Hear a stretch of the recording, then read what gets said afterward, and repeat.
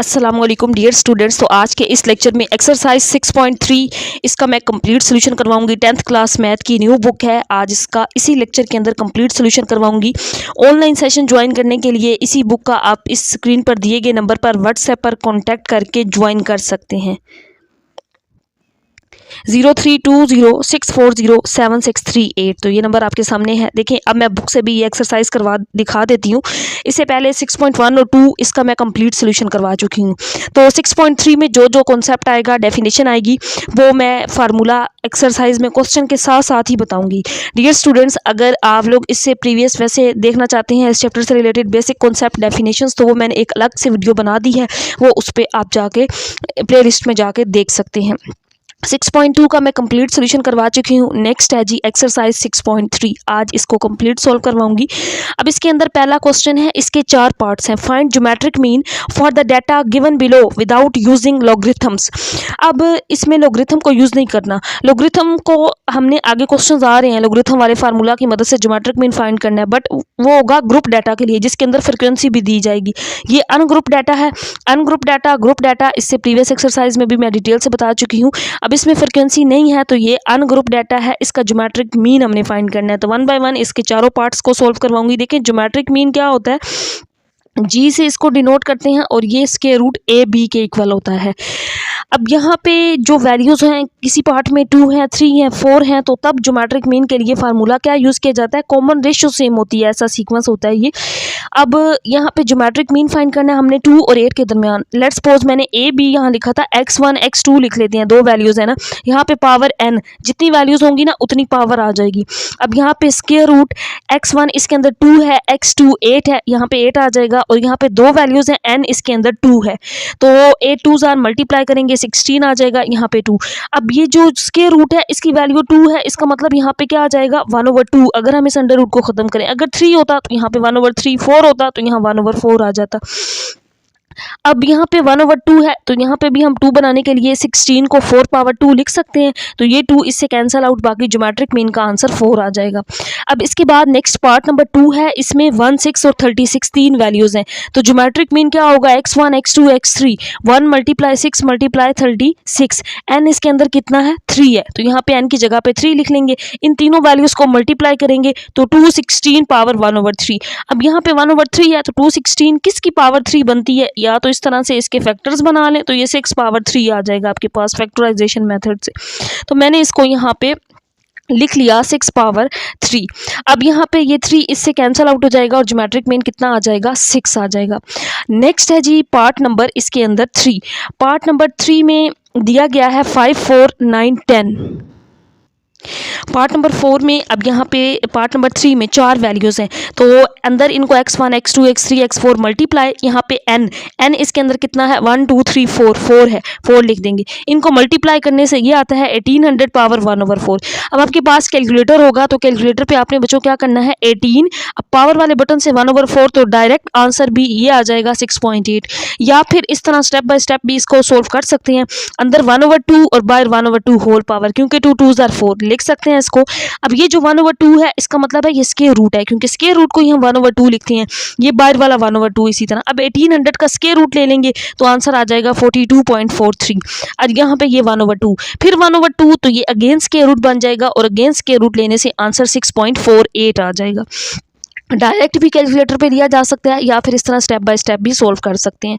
अब next part है, इसके अंदर 4 6 टाइम है, तो यहाँ पे 4 × 4 वो नेक्स्ट हमें 4 पावर 6 ही बन जाता है, तो मैंने इसको यहाँ पे 4 पावर 6 और n की वैल्यू भी 6 है। स्क्वायर रूट खत्म करेंगे तो यहाँ पे क्या है 6 है, अब 1/6 आ जाएगा, वो इससे कैंसिल आउट हो जाएगा, तो आंसर आ जाएगा 4।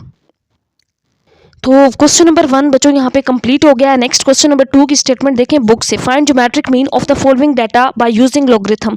अब लॉगरिथम वाले फार्मूला को यूज़ करते हुए ज्योमेट्रिक मीन फाइंड करें। एक्स गिवन है और फ्रिक्वेंसी भी गिवन है, तो इसी क्वेश्चन की स्टेटमेंट को मैंने यहाँ पे लिख लिया है। देखें यहाँ पे ये ग्रुप डाटा है। ग्रुप डाटा क्यों है, क्योंकि इसके अंदर फ्रिक्वेंसी गिवन है, तो हमने इसका ज्योमेट्रिक मीन फाइंड करना है।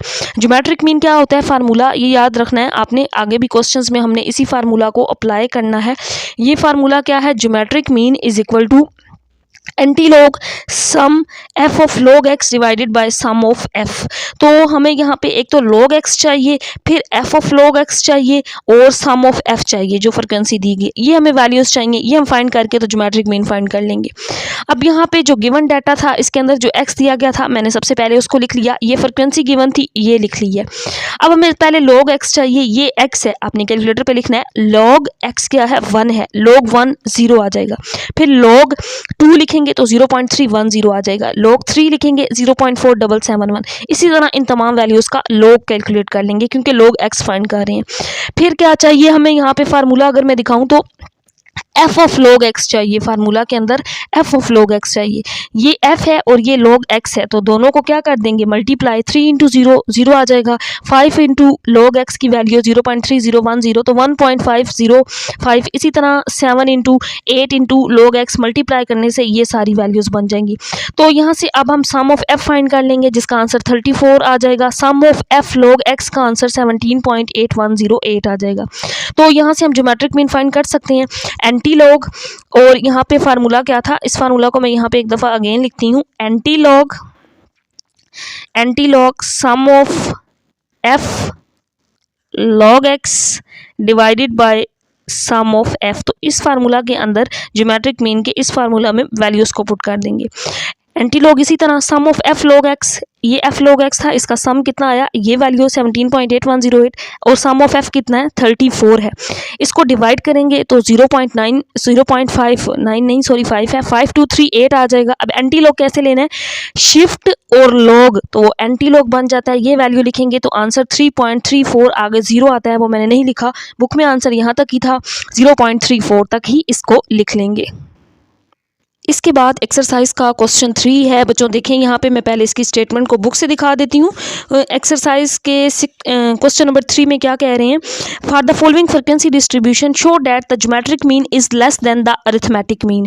ज्योमेट्रिक मीन क्या है, अरिथमेटिक मीन से लेस है। अरिथमेटिक मीन 6.2 में हम डिटेल से कर चुके हैं। यहाँ पे एक और चीज़ मैं आप लोगों को कहना चाहती हूँ, अगर आप लोगों ने 6.2 नहीं की और डायरेक्ट 6.3 पे आ गए हैं तो आप लोगों के लिए मुश्किल होगी। 6.3 में आगे और भी क्वेश्चंस में वही कॉन्सेप्ट आने हैं जो हमने 6.2 में इससे पहले किए हैं। तो 6.2 मैं प्रीवियस लेक्चर में कंप्लीट करवा चुकी हूँ, पहले उसको आपने करना है, उसके बाद एक्सरसाइज 6.3 पे आना है।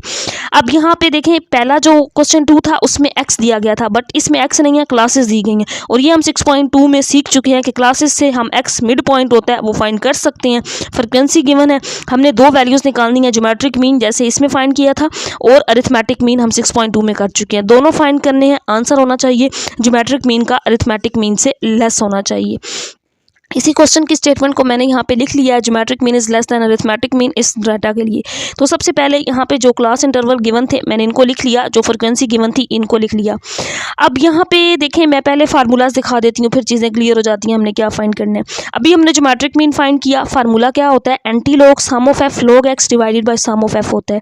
अरिथमेटिक मीन क्या होता है, सम ऑफ, ये होता है अरिथमेटिक मीन ग्रुप डाटा के लिए जिसके अंदर फ्रिक्वेंसी दी जाए, तो sum of F X divided by sum of F. एक तो हमें एफ लॉग एक्स चाहिए, सम ऑफ एफ चाहिए, यहाँ पे हमें एफ एक्स और इसका सम चाहिए। ये तमाम वैल्यूज़ आएंगी तो फिर हम ये 2 वैल्यूज़ अरिथमेटिक और ज्योमेट्रिक मीन कैलकुलेट कर सकेंगे। अब यहाँ पे क्लास इंटरवल है बट एक्स नहीं है, तो सबसे पहले तो हमें एक्स चाहिए। एक्स क्या होता है, मिड पॉइंट होता है, ये 6.2 में भी हम डिटेल से कर चुके हैं। और मिड पॉइंट कैसे फाइंड करते हैं, ये जो क्लास इंटरवल होता है इसकी लोअर लिमिट और अपर लिमिट को ऐड करके 2 पे डिवाइड कर देते हैं, तो 0 + 10/2, 10/2 आएगा, 2 5 = 10। फिर नेक्स्ट जो है इसकी लोअर लिमिट 10 है, अपर लिमिट 20 है, 10 + 20/2 30, 30/2 15 आ जाएगा। नेक्स्ट 25, 35 और 45 आ जाएगा। अब हमें अरिथमेटिक मीन के लिए एफ ऑफ एक्स चाहिए, तो ये एफ है और ये एक्स है, तो मल्टीप्लाई 8 5 = 40, 12 15 = 180, 15 25 = 375। इसी तरह नेक्स्ट मल्टीप्लाई करने से ये 2 वैल्यूज़ भी आ जाएंगी। अब यहाँ पे फिर हमें जो ज्योमेट्रिक मीन था उसके लिए log x चाहिए, तो x आ चुका है, अब इसका log ले लेंगे, log 5 कैलकुलेटर पे, log 15, ये इन तमाम की वैल्यूज़ आ जाएंगी। फिर f log x चाहिए, तो ये f है और ये log x है, तो इनको मल्टीप्लाई कर देंगे f और log x को, तो 8 × 0.6989, तो आंसर आएगा 5.5912। ये मैंने कैलकुलेट करके यहाँ पे इनको लिख लिया है f log x, तो 12 × 1.176, इसको मल्टीप्लाई करने से ये इसी तरह इन तमाम वैल्यूज़ को यहाँ पे हम निकाल लेंगे। अब यहाँ पे एफ सम ऑफ एफ करेंगे तो ये आ जाएगा 58, सम ऑफ एफ एक्स ये आ जाएगा 1500, क्योंकि सम ऑफ एफ एक्स हमें चाहिए, सम ऑफ एफ चाहिए, और sum of f log x, तो इसका सम करेंगे 77.2782 आ जाएगा। अब इन फार्मूलाज के अंदर इन वैल्यूज़ को पुट करेंगे। पहले ज्योमेट्रिक मीन फाइंड कर लेते हैं। Sum of f log x, इसकी वैल्यू ये, divided by sum of f 58, divide करेंगे, आंसर आ जाएगा 21.50। ये आ गया ज्योमेट्रिक मीन का आंसर। अब हमने फाइंड करना है अरिथमेटिक मीन। तो सम ऑफ एफ एक्स कितना है 1500, और एफ का सम कितना है फ्रीक्वेंसीज का 58 है, डिवाइड करेंगे 25.86। अब क्वेश्चन के अंदर क्या प्रूव करना था कि ज्योमेट्रिक मीन का आंसर अरिथमेटिक मीन से लेस होना चाहिए। अब हम देखते हैं कि ज्योमेट्रिक मीन का आंसर क्या है 21.50, अरिथमेटिक मीन का आंसर क्या है 25। तो ज्योमेट्रिक मीन छोटा है, अरिथमेटिक मीन बड़ा है, तो ये प्रूव हो गया कि geometric mean is less than arithmetic mean, so proved. Last में हमने ये ज़रूर लिखना है कि ज्योमेट्रिक मीन क्या है, अरिथमेटिक मीन से छोटा है, या इस तरीके से भी पढ़ा जा सकता है कि अरिथमेटिक मीन ज्योमेट्रिक मीन से बड़ा है। अगर इस साइड से देखें, इस साइड से देखें लेफ्ट साइड से, तो ज्योमेट्रिक मीन छोटा है अरिथमेटिक मीन से, geometric mean is less than arithmetic mean. तो इसके बाद है एक्सरसाइज में question number 4, calculate harmonic mean for the following data. Harmonic mean find करना है इन तमाम वैल्यूज़ के लिए। क्वेश्चन 4 के 3 पार्ट्स हैं, 1 बाय 1 तीनों को यहाँ पे मैंने सोल्व कर लिया है। बच्चों देखें यहाँ पे क्या है, calculate harmonic mean for the following data. Harmonic mean का ये फार्मूला जो हमने तमाम पार्ट्स में यूज़ करना है, ये क्या है, हार्मोनिक मीन एन क्या है, नंबर ऑफ वैल्यूज़ 1 2 3 4, जैसा कि 4 है। नीचे सम ऑफ 1 ओवर एक्स, ये जो वैल्यूज़ दी गई है ना, इनका रेसिप्रोकल ले लेना। अब ऐसा नहीं करना कि पहले इनको ऐड करके फिर इनका रेसिप्रोकल लेंगे तो आंसर रॉन्ग आएगा, इसको इसी तरह स्टेप बाय स्टेप ही करना है। अब देखें यहाँ पे मैंने फार्मूला लिख लिया, अब इसके अंदर वैल्यूज पुट कर देंगे। एन इसके अंदर कितना है 4 है, सम ऑफ 1 ओवर एक्स, इन तमाम का सम 1 ओवर 2 1 ओवर 4, इनका रेसिप्रोकल लेके 1 ओवर 8 1 ओवर 16 आ जाएगा, क्योंकि 1 ओवर एक्स है तो एक्स का रेसिप्रोकल है। अब यहाँ पे मैंने इनको जब ऐड किया कैलकुलेटर पे, डायरेक्ट ये आंसर आ जाता है 1 over 2 plus 1 over 4 1 over 8 1 over 16। Fraction में अगर आपने कैलकुलेटर पे निकाला तो आंसर 15 ओवर 16 आएगा, या कुछ कैलकुलेटर पे ये पॉइंट में ही आ जाता है तो 0.9375 आपके पास आ जाएगा। 4 पे डिवाइड कर देंगे तो 4.266 आंसर आ जाएगा। अब इसके बाद है नेक्स्ट पार्ट नंबर 2। अब इसमें पार्ट नंबर 2 के अंदर 1 2 3 4 5 6 वैल्यूज़ दी गई। हार्मोनिक मीन का फार्मूला लिखेंगे, एन इसके अंदर 6 है।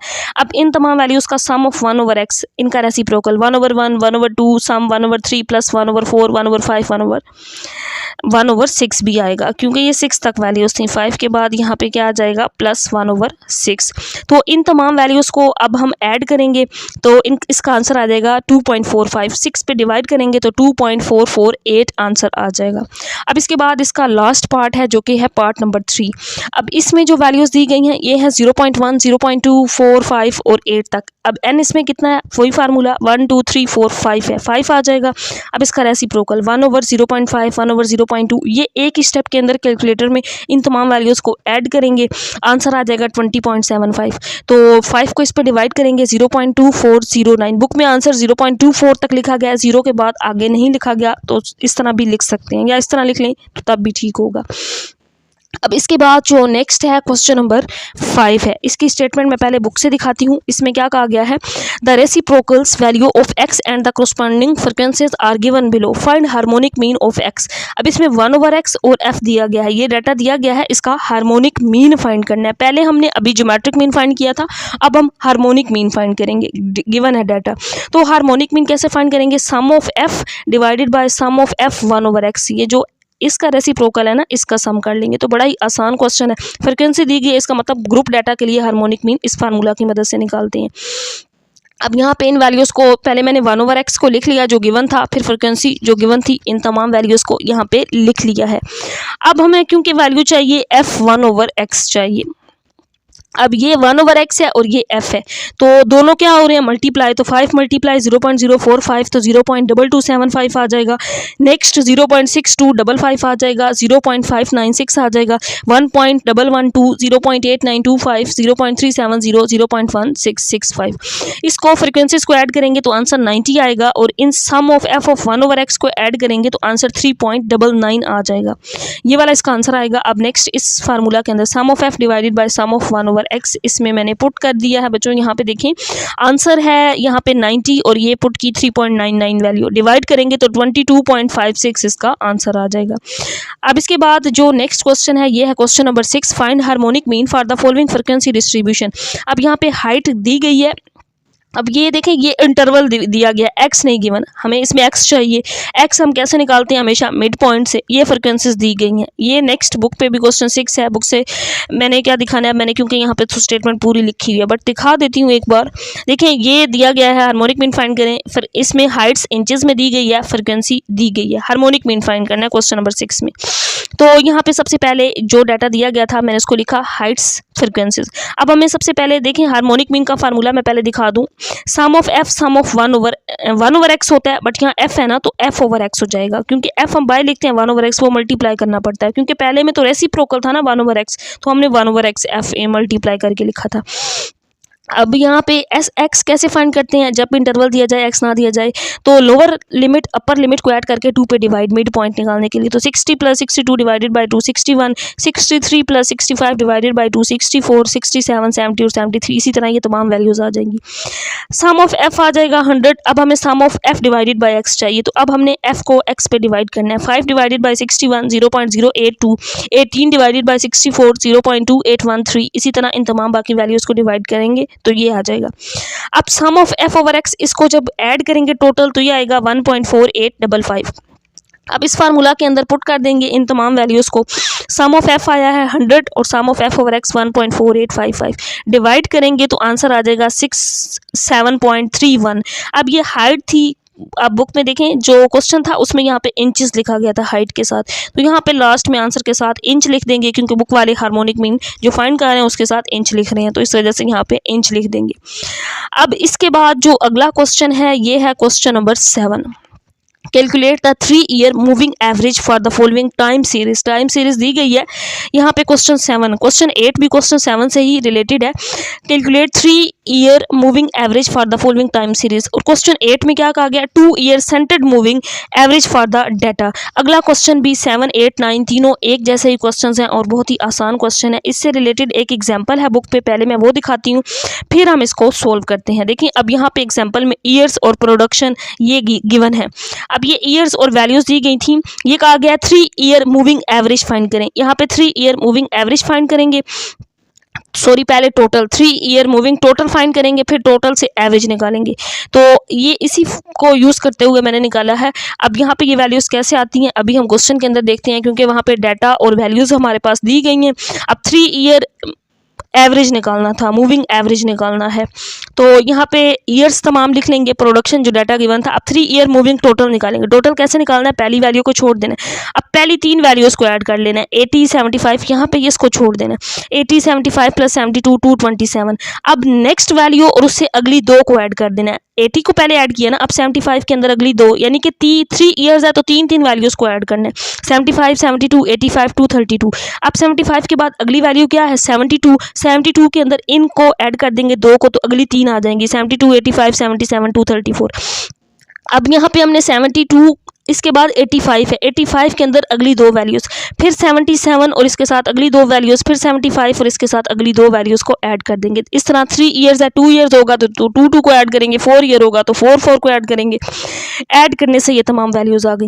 अब 3-ईयर मूविंग एवरेज भी निकालनी है, तो यहाँ पे ये जो मूविंग टोटल आया है ना, 3 ईयर्स की निकालनी है, इसको 3 पे डिवाइड कर देंगे, 75.67। बुक में ये आंसर इस तरह से ये सिर्फ लिखे हुए होंगे लास्ट पे। फिर ये वैल्यू आई थी 232, यहाँ पे 3-ईयर एवरेज निकालना है, इसको 3 से डिवाइड, ये आ जाएगा। फिर इस वैल्यू को भी 3 पे डिवाइड, 237 को भी 3 पे डिवाइड, 232 को भी 3 पे डिवाइड कर देंगे और 230 को भी 3 पे डिवाइड कर देंगे, तो ये इसके आंसर। लास्ट पे आंसर को इस तरह से इसको इकट्ठा लिखना चाहें तो लिख भी सकते हैं, 75.67, 77.37, फिर आया था 78, फिर 79 और 77.33 और लास्ट पे है 76.67। ये इसका आंसर आ जाएगा। अब क्वेश्चन नंबर 8 में यही सारा डाटा यूज़ करना है, क्योंकि क्वेश्चन 8 में उन्होंने ये कहा है, क्वेश्चन 8 के अंदर find two year centred moving average for the data in question 7। जो क्वेश्चन 7 के अंदर डाटा दिया गया है उसके लिए 2 ईयर सेंटर, अब पहले था जस्ट 3 ईयर एवरेज डाटा, अब इसमें सेंटर्ड एवरेज डाटा निकालना है, सेंटर्ड मूविंग एवरेज निकालनी है। तो एक स्टेप इसके अंदर सेंटर्ड के लिए अलग बन जाएगा, बाकी सारा तरीका वही होगा। तो यहाँ पे देखें जो भी डाटा गिवन था 10 से लेकर 17 तक ये मैंने तमाम लिख लिया, फिर इसकी फ्रिक्वेंसीज को भी तमाम को लिख लिया। अब 2 ईयर, क्योंकि 2 ईयर निकालना है तो पहले हम 2 ईयर टोटल निकालेंगे, पहली वैल्यू छोड़ देंगे ना, पहली 2 को ऐड करेंगे, फिर ये अगली वैल्यू लेंगे और इससे अगली इसके अंदर ऐड करेंगे, फिर 72 के अंदर 85, फिर 85 लेंगे उसके अंदर 77, 77 के अंदर 75, 80 और फिर 80 के अंदर हम लास्ट वाली वैल्यू ऐड कर देंगे। अब यहाँ पे इसी तरह मैंने 2 ईयर मूविंग टोटल निकाल लिया है, तो 80 प्लस 75 किया 155, फिर 75 प्लस 72 147, 2 ईयर है तो 2 वैल्यूज ऐड करेंगे। अब 75 के हमने ले लिया, नेक्स्ट वैल्यू 72 है, इसके अंदर 85 को ऐड करेंगे, फिर 85 के अंदर 77 को, तो इन तमाम वैल्यूज़ को फर्स्ट और लास्ट वाली छोड़ के बाकी सबको हमने ऐड कर लिया, क्योंकि वो ऐड हो जाती है, उसके आगे कोई वैल्यू नहीं बचती कि हम उसके अंदर कोई ऐड करें। अब यहाँ पे 2 ईयर मूविंग एवरेज निकालना है, तो जैसे कि हमने यहाँ पे ये जो टोटल था पहले 3 पे डिवाइड किया था, अब 2 ईयर एवरेज है तो 2 पे डिवाइड कर देंगे, 77.5, 147 डिवाइडेड बाई 2 73.5, इसी तरह इन तमाम वैल्यूज़ को 2 पे डिवाइड कर देंगे तो ये वैल्यूज़ आ जाएंगी। अब क्वेश्चन के अंदर एक और यहाँ पे चीज़ पूछी गई थी, 2 ईयर सेंटर्ड एवरेज, 2 ईयर्स की सेंटर्ड एवरेज भी निकालें। तो अब हमने क्या करना है, सेंटर एवरेज निकालने के लिए ये जो 77.5 आया है इसको नेक्स्ट वैल्यू इस तरह पहले करते हैं, अगली में ऐड करके 2 पे डिवाइड करेंगे, ये आ जाएगा। अब 73.5 को नेक्स्ट वैल्यू 78.5 में ऐड करेंगे, 2 पे डिवाइड करेंगे, 76 आ जाएगा। इसी तरह नेक्स्ट वैल्यू यहाँ पे ये निकालने के लिए अब 78 को 81 अगली 2 वैल्यूज़ में ऐड करके 2 पे डिवाइड करेंगे, तो ये तमाम वैल्यूज़ आ जाएंगी। यहाँ पे ये 76.75 आता है, तो ये वाला इसका आंसर आ जाएगा 2 ईयर सेंटर्ड एवरेज डाटा। ये पूछा गया था 2 ईयर सेंटर्ड एवरेज, तो ये तमाम वैल्यूज़ यहाँ पे ये 77.5 आता है। अब नेक्स्ट है क्वेश्चन नंबर 9। तो क्वेश्चन नंबर 9 है, क्वेश्चन 9 की स्टेटमेंट मैं एक दफ़ा बुक से भी दिखा देती हूँ। इस क्वेश्चन के अंदर ये कहा गया है, सेम उसी जैसा है 7 और 8 की तरह, find 4 year centred moving average for the following data. 4 year centred moving average data निकालना है, तो पहले एवरेज डाटा, पहले टोटल, फिर एवरेज और फिर सेंटर्ड एवरेज 4 ईयर्स का निकालेंगे। अब यहाँ पे डाटा 2012 से 20 तक दिया गया है, क्वांटिटी दी गई है, तो मैंने यहाँ पे इस सारे डाटा को लिख लिया है, सबसे पहले ईयर्स के अंदर, फिर क्वांटिटी भी लिख ली है। 4 ईयर्स मूविंग टोटल, अब पहली वैल्यू तो यहाँ नहीं लिखनी, पहली, दूसरी, तीसरी, पहली 4 वैल्यूज़ को ऐड करेंगे, ये 1360 1360 आ जाएगा। अब पहली वैल्यू छोड़ के अगली वैल्यू लेंगे और उसके अंदर अगली नेक्स्ट 3 वैल्यूज़ ऐड कर देंगे, तो ये आ जाएगा 1335। अब तीसरी वैल्यू और इसके अंदर अगली 3 वैल्यूज़ ऐड कर लेंगे तो 1305, इसी तरह इन तमाम वैल्यूज़ को हम फाइंड कर लेंगे। अब एवरेज निकालने के लिए क्या करेंगे, अब क्योंकि 4 ईयर्स की है ना, तो 1360 डिवाइडेड बाय 4, इस वैल्यू को भी किस पे डिवाइड कर देंगे, 4 पे, 1305 को 4 पे, इन तमाम को 4 पे डिवाइड करने से ये आंसर आ जाएगा। क्योंकि सेंटर्ड एवरेज निकालना है, सेंटर्ड एवरेज के लिए अब दो वैल्यूज़ सेंटर की है ना, तो 2 वैल्यूज़ लेके 2 पे डिवाइड, ये 2 वैल्यूज़ लेके 2 पे डिवाइड, नेक्स्ट 2 वैल्यूज़ को 2 पे डिवाइड 330, नेक्स्ट 2 वैल्यूज़ 2 पे डिवाइड 322, इन 2 को डिवाइड करेंगे, फिर लास्ट वाली इन 2 को डिवाइड करेंगे 2 पे, तो ये आंसर आ जाएगा, ये वाला हमारा आंसर होगा। अब इसके बाद बुक में है जी क्वेश्चन नंबर 10, लास्ट क्वेश्चन है। वैसे ये जो लास्ट क्वेश्चन है ये इतना इंपॉर्टेंट नहीं है, ना भी करें, इसको अटैम्प्ट नहीं करेंगे तब भी ठीक है, क्योंकि इस तरह के क्वेश्चन पेपर में नहीं आते, लेकिन मैं फिर भी यहाँ पे कम्प्लीटली इस क्वेश्चन 10 को भी सोल्व करवाऊंगी। For the following frequency distribution, class interval दिए गए हैं, फ्रिक्वेंसीज दी गई है। अब इसके ये 3 पार्ट्स हैं, पहला पार्ट है ड्रा फ्रिक्वेंसी पॉलीगॉन, नेक्स्ट इसके अंदर देखते हैं 1 बाय 1 तमाम पार्ट्स को। क्वेश्चन नंबर 10 है for the following frequency distribution, तो पहला पार्ट है draw frequency polygon. Frequency polygon draw करने के लिए देखें, अब यहाँ पे बच्चों क्लासेस दी गई थी, फ्रिक्वेंसी दी गई थी, मैंने इसको लिख लिया। सबसे पहले क्लासेस हैं तो हम मिड पॉइंट फाइंड कर लेंगे, क्योंकि इंटरवल हो तो हम मिड पॉइंट निकाल लेते हैं। लोअर लिमिट अपर लिमिट को ऐड करके 2 पे डिवाइड, 20 प्लस 30 ये आ जाएगा 50, 50 डिवाइडेड बाई 2 25, फिर 30 प्लस 40 डिवाइडेड बाई 2 35, 45, इसी तरह ये तमाम वैल्यूज़ आ जाएंगी। अब यहाँ पे हमें कम्युलेटिव फ्रिक्वेंसी फाइंड करनी है, ये हम 6.2 में भी कर चुके हैं। तो कम्युलेटिव फ्रिक्वेंसी इस फ्रिक्वेंसी से फाइंड करेंगे, पहली वैल्यू 3, फिर 3 प्लस 14 17 आ जाएगा, 17 फिर नेक्स्ट वैल्यू ऐड करेंगे, उसमें 26 43 आएगा, 43 प्लस 15 58, 58 प्लस 9 67, 67 में अब लास्ट वाली वैल्यू 8 ऐड करेंगे तो 75। अब पहला पार्ट है, इसमें फ्रिक्वेंसी पॉलीगॉन ड्रा करनी है। अब यहाँ पे इस साइड पे मैंने तमाम फ्रिक्वेंसीज को ले लिया। अगर मैं यहाँ पे फ्रिक्वेंसीज को देखूँ तो ये 3 से शुरू हो रही हैं, 3 से लेकर इसमें 26 तक आ रही हैं। तो मैं इसको वाई एक्सिस पे इस तरह से ड्रा करूँगी।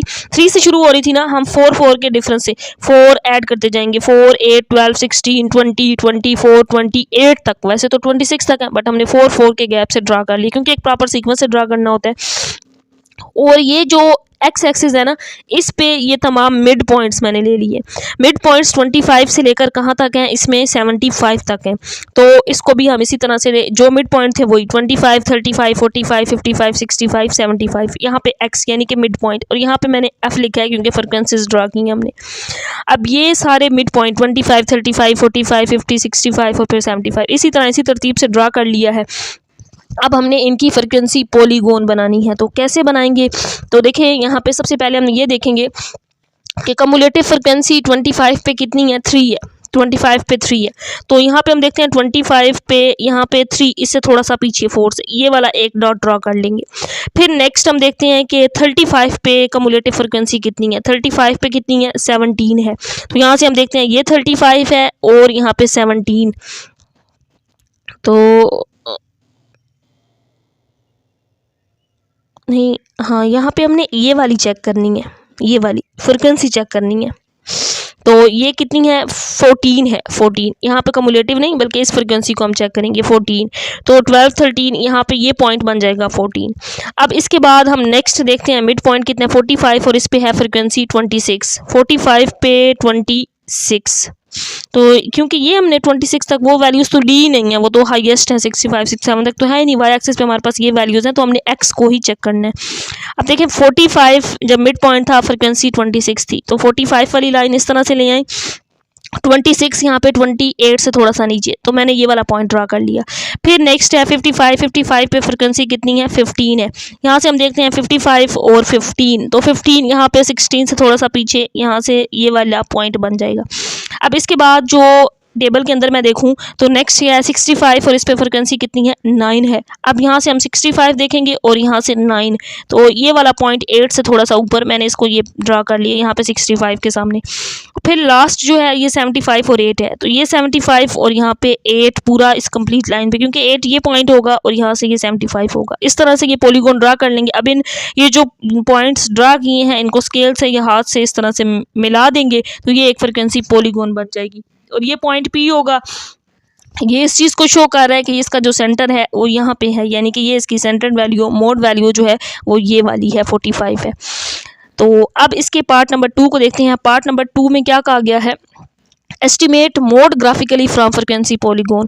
तो मोड को इसी के अंदर एक्सप्लेन करना था, तो उसके लिए ये डॉटेड लाइन हमने पहले ही शो कर दी है। ये वाली ये किस चीज़ को शो कर रही है, मोड को। यहाँ पे भी अगर हम देखें तो हाईएस्ट फ्रिक्वेंसी किसकी है, हाईएस्ट फ्रिक्वेंसी यहाँ पे 26 की है, और 26 पे जो मिड पॉइंट है एक्स वो कितना है, 45 है। तो 45 ही इसका मोड है, ये हम पहले भी कर चुके हैं 6.2 में। तो यहाँ पे हम लिख भी सकते हैं हाईएस्ट फ्रिक्वेंसी 26 है, सो मोड कितना है, 45 है। अब पार्ट नंबर 3 और 4 उसके लिए एक ही ग्राफ बनता है, लेकिन मैं पहले पार्ट 3 के लिए ग्राफ को एक्सप्लेन करूंगी, फिर इसी ग्राफ को पार्ट 4 के लिए। पार्ट नंबर 3 में ये है construct cumulative frequency polygon. Cumulative frequency polygon का ग्राफ अब ड्रा करना है। पहले हमने सिंपल फ्रिक्वेंसी पॉलीगॉन का ग्राफ ड्रा किया था। तो यहाँ पे अब मैंने सबसे पहले x axis y axis draw कर लिए। ये फ्रिक्वेंसी कम्युलेटिव फ्रिक्वेंसी के लिए है। तो यहाँ पे देखें कम्युलेटिव फ्रिक्वेंसी अगर हम देखें तो वाई एक्सिस पे अब हमने कम्युलेटिव फ्रिक्वेंसी को ड्रा करना है। ये क्या है, 33 से लेकर इसमें हाईएस्ट 75 तक है। तो यहाँ पे हम 12 के पेयर से लिखेंगे इसको, 12 24 36 फिर 48 60 और फिर 72। और यहाँ पे ये हमने सारे क्लास इंटरवल्स लिखने हैं। ये 20 से 80 तक थे, तो 10 के डिफरेंस से थे 20 30 40 50 60 70 80 एक्स एक्सिस पे ये ड्रा कर लेंगे। अब हमने इनका ग्राफ ड्रा करना है इनकी फ्रिक्वेंसीज को देखते हुए। तो अब हमने इसका ग्राफ ड्रा करना है। यहाँ पे हम इन पॉइंट्स को देखेंगे और यहाँ पे इस कम्युलेटिव फ्रिक्वेंसी को देखेंगे। अब सबसे पहले देखते हैं हम यहाँ पे ये जो पहला क्लास इंटरवल है 30 यानी कि 30 तक है ना, तो 20 से 30 तक यहाँ पे कम्युलेटिव फ्रिक्वेंसी कितनी है, 3 है। तो हम यहाँ पे देखते हैं 20 से 30 तक कम्युलेटिव फ्रिक्वेंसी 3, 12 से पीछे ही कहीं होनी है ना, तो मैंने वो ये वाला पॉइंट ले लिया कि ये 3 वो वाला पॉइंट है। पॉइंट्स को बाद में मिलाएंगे। अब नेक्स्ट पॉइंट को समझते हैं। 30 से 40 जो इंटरवल है इसके अंदर 17 है कम्युलेटिव फ्रिक्वेंसी, तो मैं 40 पे ड्रा करूँगी इसको, तो 17, तो मैंने यहाँ पे 12 से थोड़ा सा ऊपर 12, 13, 14, 15, 16 ये मान लिया कि ये पॉइंट है, तो यहाँ पे मैंने इसको इस तरह से ड्रा कर दिया। अब इसके बाद अगला क्लास इंटरवल अगर हम देखें तो ये है 40 से 50, तो इसमें कम्युलेटिव फ्रिक्वेंसी कितनी है, 43 है। तो यहाँ से 40 से 50 यहाँ तक ये वाला इंटरवल 50 तक हमने, और यहाँ पे 43, तो 36 से मैंने थोड़ा सा ऊपर यहाँ पे 48 से पीछे इसको कंसिडर किया कि ये 43 है, और ये इस तरह ये डॉट बना दिया। अब नेक्स्ट अगर हम देखें तो ये है 50 से 60, तो 60 अब यहाँ पे कम्युलेटिव फ्रिक्वेंसी कितनी है, 58 है। तो मैंने यहाँ पे 60 पे कम्युलेटिव फ्रिक्वेंसी 58, 60 से थोड़ा सा पीछे इस पॉइंट को मिला दिया, तो ये वो पॉइंट आ गया। अब नेक्स्ट पॉइंट अगर हम देखें तो 60 से 70 और कम्युलेटिव फ्रिक्वेंसी 67 है, तो 60 से 70, तो 70 ये पॉइंट आता है इसमें 60 से 70, और कम्युलेटिव फ्रिक्वेंसी कितनी थी इसमें, 67 थी। तो 67 यहाँ पे ये वाला पॉइंट आ जाएगा, और यहाँ पे ये वाला, इसको डॉटेड लाइन से क्यों नहीं शो किया, ये आगे हम अभी क्योंकि डॉटेड लाइन्स को ना देखें, जस्ट हम पॉइंट ड्रा करें, ये पॉइंट क्योंकि वो पार्ट 4 में आती है, ये वो पॉइंट आ गया, और यहाँ से ये 70 आ गया। अब यहाँ पे देखें 70 के ऊपर बिल्कुल हमने उसको ड्रा कर लिया। लास्ट क्या है, 70 से 80 ये इंटरवल है, और कम्युलेटिव फ्रिक्वेंसी 75 है। अब यहाँ पे देखें 70 से 80 यहाँ से सीधा हमने लेना है, और यहाँ से 70 से हम कहते हैं कि 75, 2 से ऊपर 75 यहाँ है, तो ये वो पॉइंट आ जाएगा। अब इन पॉइंट्स को इस तरह से मैंने एक लाइन के ज़रिए ड्रा कर दिया, ये हमारा पार्ट 3 हो गया, जिसमें ये कहा गया था कम्युलेटिव फ्रिक्वेंसी पॉलीगॉन का ग्राफ ड्रा करें। अब नेक्स्ट है पार्ट नंबर 4। पार्ट नंबर 4 है estimate median and quartiles from cumulative frequency polygon. Quartiles को हमने ड्रा करना है कम्युलेटिव फ्रिक्वेंसी पॉलीगॉन के अंदर। अब यहाँ पे इससे पहले मैं दिखाना चाहूँगी बुक के पेज नंबर 122 पे क्वार्टाइल्स क्या होते हैं, the 3 values which divide the whole data into 4 equal parts. 3 values होती हैं जो डाटा को 4 इक्वल पार्ट्स में डिवाइड करती हैं, इनको क्या कहते हैं, क्वार्टाइल्स कहते हैं। Quartiles are usually denoted by Q1, Q2, Q3। The lower quartile Q1 होता है जो डाटा को 1:3 में डिवाइड कर रहा होता है। मिडिल क्वार्टाइल Q2 होता है जो डाटा को इक्वल रेशो 1:1 में डिवाइड कर रहा होता है, और अपर क्वार्टाइल जो होता है Q3 वो डाटा को 3:1 के हिसाब से डिवाइड कर रहा होता है। Q1 क्या होता है, n/4 होता है। Q2 क्या होता है, n/2 होता है। इसी तरह Q3 3n/4 होता है। तो ये क्वार्टाइल है, और जो सेकंड क्वार्टाइल Q2 होता है वो किसके इक्वल होता है, मीडियन के, क्योंकि वो डाटा को इक्वल पार्ट में डिवाइड कर रहा होता है, सेंटर में उसका मीडियन भी आ रहा होता है। तो ये सारा कॉन्सेप्ट जो है ये पेज 122 पे दिया गया है। अब हम पार्ट 4 में देखते हैं। हमने क्वार्टाइल्स यानी कि Q1, Q2, अब हमने डाटा को 4 इक्वल पार्ट्स में डिवाइड करना है। तो ये जो पॉइंट बन रहा था मैंने इस तरह से इसको डॉटेड लाइन के जरिए डिवाइड कर दिया, n लिख दिया।